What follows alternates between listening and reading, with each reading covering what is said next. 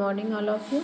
आज की जो हमारी क्लास रहेगी बॉटनी की वो रहेगी बीएससी सेकेंड ईयर के, जिसमें हम जो टॉपिक पढ़ने जा रहे हैं वो पढ़ने जा रहे हैं फैमिली रूटेसी के बारे में। जैसा कि हम दो फैमिलीज़ के बारे में पढ़ चुके हैं, family Brassicaceae and family Malvaceae के बारे में ऑलमोस्ट हम पढ़ चुके हैं। आज की क्लास में हम पढ़ेंगे जो हमारी रूटेसी फैमिली है उसके बारे में। उसमें हम क्या क्या पढ़ेंगे, उसकी सिस्टमेटिक पोजीशन पढ़ेंगे सबसे पहले, उसके वेजिटेटिव कैरेक्टर पढ़ेंगे, देन उसके इकोनॉमिक इम्पोर्टेंस पढ़ेंगे, उसका फ्लोरल फार्मूला पढ़ेंगे। ठीक है, क्या क्या होता है। ठीक है, तो जैसे कि जो आपकी फैमिली रूटेसी है इसमें क्या आता है, सिट्रस फैमिली, मतलब नींबू की जितनी भी स्पीसीज़ ये जातियाँ रहती हैं, फैमिली रहती है, वो आती है।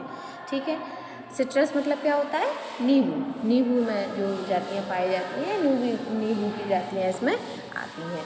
तो इसका जो डिवीज़न रहता है वो रहता है आपका फेनरोगैम्स। क्लास इसकी रहती है डाइकोटिलिडन्स, सब क्लास इसकी रहती है पॉलीपेटैली, और सीरीज़ इसकी रहती है डिस्सीफ्लोरी, और ऑर्डर इसका रहता है जेरेनियल्स, और फैमिली इसकी रहती है रूटेसी। ठीक है, एक बार और मैं इसको बोल के बता दे रही हूँ। इसकी सिस्टमेटिक पोजीशन क्या रहती है, इसका जो डिवीज़न रहता है वो फेनरोगैम्स रहता है, क्लास डाइकोटिलिडन्स रहती है, सब क्लास पॉलीपेटैली रहती है, और जो सीरीज़ इसकी रहती है डिस्सीफ्लोरी रहती है, और ऑर्डर उसका जो रहता है जेरेनियल्स रहता है, और फैमिली इसकी आती है रूटेसी। ठीक है, क्योंकि हम फैमिली रूटेसी के बारे में पढ़ रहे हैं तो फैमिली इसकी क्या आती है, रूटेसी। यदि हम इसके वेजिटेटिव कैरेक्टर के बारे में बात करें कि इसका वेजिटेटिव कैरेक्टर क्या है, मतलब इसका हैबिट क्या है, रूट स्टेम इसका कैसा होता है, फ्लोरल फार्मूला के बारे में बात करेंगे। इसका मतलब जो कैलेक्स होता है, कोरोला होता है, कितनी संख्या में होता है, किस रंग का होता है, इन सब के बारे में बात करेंगे। तो जैसा कि मैं आपको बताऊं, इसका जो हैबिट है वो क्या है, पेरेनियल श्रब्स ट्रीज़।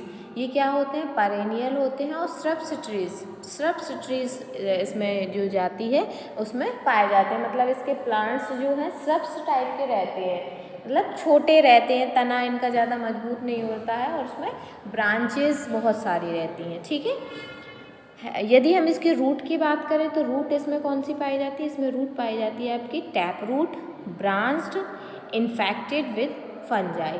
कौन सी रूट पाई जाती है, टैप रूट पाई जाती है, ब्रांच्ड होती है इनकी रूट, और इन्फेक्टेड विद फंजाई। और किससे इन्फेक्ट होती है, फंजाई के द्वारा ये इन्फेक्ट भी होती है।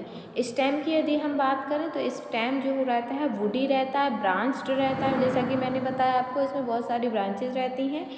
स्पाइनी मतलब कांटेदार रहता है, जैसा कि आपने नींबू का पेड़ रहता है, स्पाइनी रहता है कि नहीं, सिलेंड्रिकल और सॉलिड रहता है। ठीक है, यदि हम इसकी लीफ की बात करें तो इसकी पत्तियां कैसी होती हैं, तो सिंपल और कंपाउंड लीफ रहती हैं इसमें, alternate exstipulate oil glands on leaf. जो थोड़ा सा ऑयल ग्लैंड्स जो हैं वो लीफ के ऊपर हैं पाई जाती हैं। यदि हम इसके फ्लोरल कैरेक्टर की बात करें कि जो फूल इसमें होता है वो क्या क्या कैरेक्टर प्रदर्शित करता है, कौन कौन सी विशेषताएं प्रदर्शित करता है, तो जो इसका फूल रहता है, जैसे कि साइमोस की यदि बात करें तो फ्लावर इसका क्या रहता है, इन्फ्लोरोसेंस क्या रहता है इसका, साइमोस। यदि फ्लावर की हम बात करें तो इसका जो फ्लावर है वो पेडिसलेट रहता है, और ये रहता है एक्टिनोमॉर्फिक, और ब्रैक्टिलेट, हाइपोजिनस, कंप्लीट येलो और वाइट। ज़्यादातर इसका जो फ्लावर रहता है, फूल जो रहता है वो क्या रहता है, या तो येलो रहेगा या फिर कैसा रहेगा, वाइट जो है वो रहता है। यदि हम इसके कैलेक्स की बात करें तो इसमें 4 से 5 सेपल, पॉलीसेपलस, और 4 से 5 इसमें जो सेपल हैं वो इसके कैलेक्स में पाए जाते हैं। यदि हम इसके कोरोला की बात करें तो कोरोला भी इसमें कितने पाए जाते हैं, 4 से 5 इसमें पॉलीपेटैलस इम्ब्रिकेटेड पाए जाते हैं। यदि हम इसके एंड्रोसियम की बात करें तो एंड्रोसियम किसमें होती है, एंड्रोसियम कितनी होती है, 10 से लेके 8 इसमें जो है वो एंड्रोसियम पाई जाती हैं, स्टैमिन होता है। यदि हम इसकी गाइनोशियम की बात करें तो 3 से 5 पॉलीकार्पलरी, सिनकार्पस, ओवरी सुपीरियर, इनकी जो ओवरी रहती है वो सुपीरियर ओवरी रहती है। ठीक है, यदि हम इसके फ्रूट्स की बात करें, फल की बात करें तो फल कैसा रहता है, इसमें जो फल रहता है आपका मराइग्या एक्सोटिका इन ड्रूप और कैप्सूल टाइप में रहता है। सिट्रस इन बेरी और hesperidium, citrus in berry and hesperidium type का इसमें जो है फ्रूट्स जो है वो रहता है। यदि हम इसके सीड की बात करें, बीज की बात करें, तो जो बीज है इसका नॉन एंडोस्पर्मिक होता है। बीज कैसा रहता है इसमें? Non endospermic. ठीक है।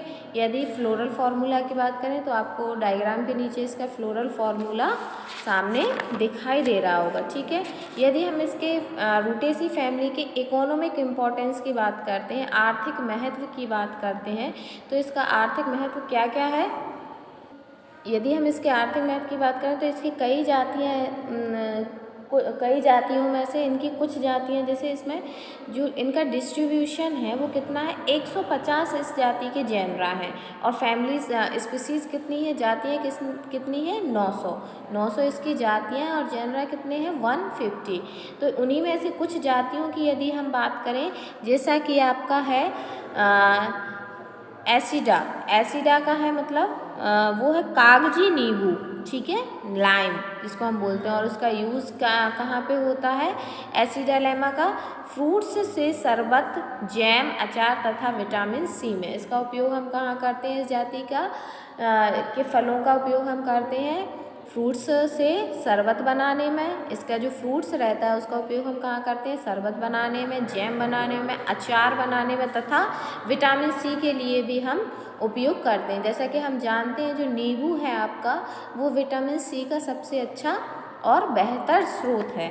यदि हम इसकी बात करें सिट्रस ऑर्नाटियम की यदि बात करें तो ये खट्टा नींबू होता है और इसका उपयोग हम कहाँ करते हैं? फ्रूट्स का उपयोग हम करते हैं खाने में।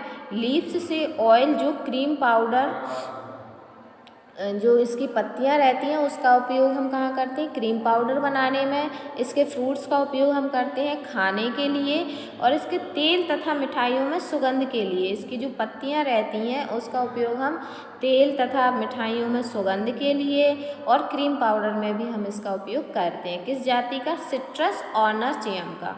यदि हम सिट्रस सिनेनिस की बात करें तो ऑरेंज मतलब संतरा, ऑरेंज को ही हम क्या बोलते हैं? Citrus sinensis. ठीक है, सिनेंसिस बोलते हैं। सिट्रस सिनेंसिस जो है हम किसको बोलते हैं? ऑरेंज को। तो ऑरेंज का उपयोग तो हमें पता है। फूल इसका किसके में उपयोग होता है? विटामिन सी खाने में। फल के छिलके, रिंड से ऑयल जिसका यूज़ कॉस्मेटिक्स, मिठाइयों में सुगंध के लिए होता है। यदि हम नेक्स्ट इसकी जाति की बात करें, एजल मॉर्मेलोस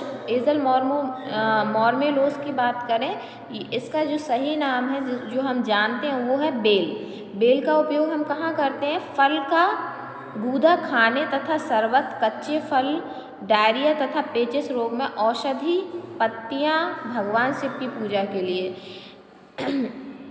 जो आपका एजल मॉर्मेलोस है वो हम आमतौर पर हम उसको बोलते हैं बेलपत्र का उपयोग हम कहाँ करते हैं?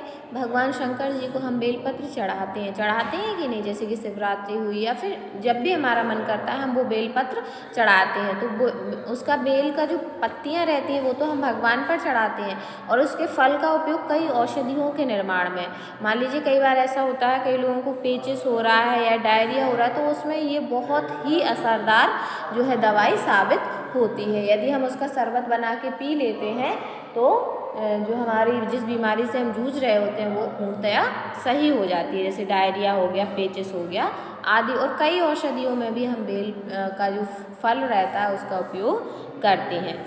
यदि हम नेक्स्ट इसकी स्पीसीज़ की बात करें तो जो है आपका फेरोनिया एल्फिनेटम, मतलब कैथ तो सब जानते हैं।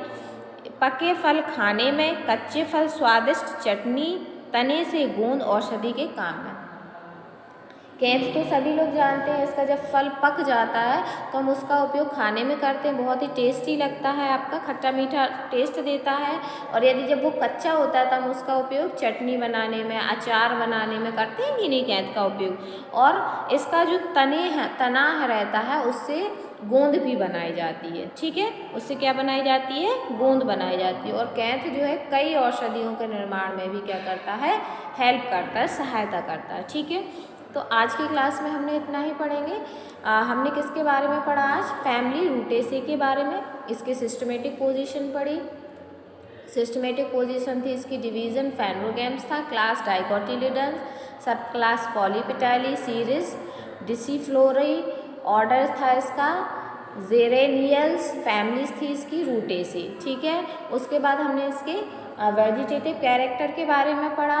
इसकी 150 जेनरा है तथा लगभग 900 से ज़्यादा स्पीसीज़ हैं। ठीक है, कुछ हमने स्पीसीज़ के बारे में पढ़ा। इसके अंतर्गत कौन कौन सी स्पीसीज़ आती हैं? सिट्रस फैमिली, मतलब खट्टे फल वाले जो प्लांट्स रहते हैं ज़्यादातर वो आते हैं, जैसे कैंथ हो गया, नींबू हो गया, है ना, आपका जो बेल हो गया, या फिर हम बात करें आपका ऑरेंज हो गया। इस तरह के इसके अंतर्गत जो है वो प्लांट्स आते हैं। और इन सब के हमें महत्व, इम्पोर्टेंस, आर्थिक महत्व तो पता ही है, इनका यूज़ पता ही है हमें। ठीक है, तो आज की क्लास में इतना ही पढ़ेंगे। नेक्स्ट क्लास में हम नेक्स्ट फैमिली के बारे में जो है वो चर्चा करेंगे। Thank you.